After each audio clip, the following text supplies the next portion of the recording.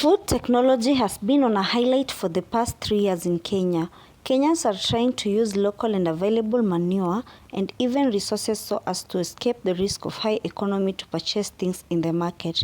We meet with Naomi, who plants vegetables in specific managu using local manure and selling it, earning profit to the family.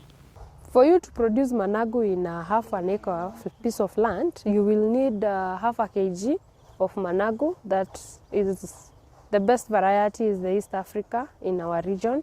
The giant one, and goes for about 700 shillings. You will need the farm to be tilled and furrows to be made. That will cost you about 3,000 shillings.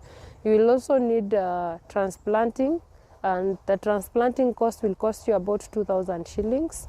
You will also need manure.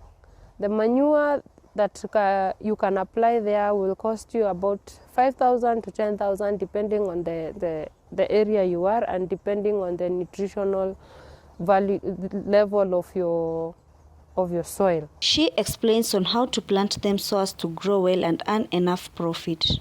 To start your managu farming business, of course, you will need quality seeds. You will need manure, a lot of manure because it's a heavy consumer. And also you will need land or somewhere, a media where you will be planting your managu. You will first of all sow your seeds into a seed bed for 1 month, and then you will transplant the seedlings to your farm or your vertical gardens. These seedlings will be there for 1 month, where they will be harvested for the first time.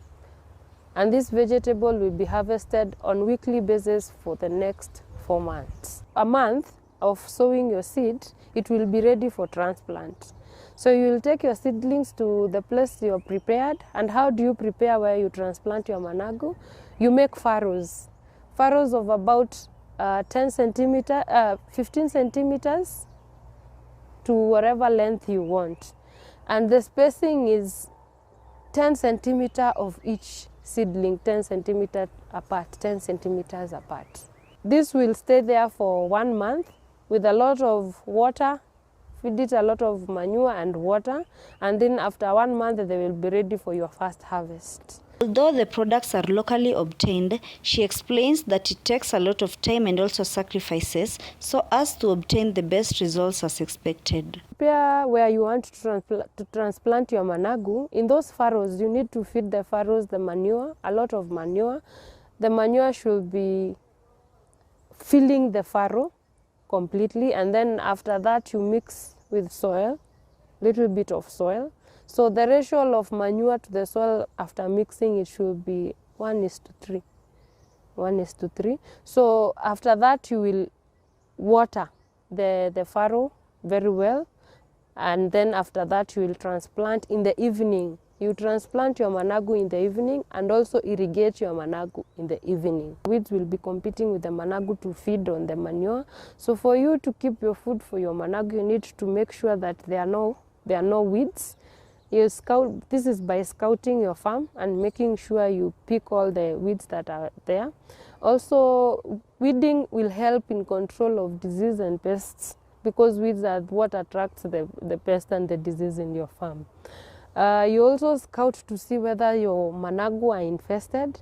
If they are infested, since we said we are using organic methods, there are ways that we use organic things to make pesticides.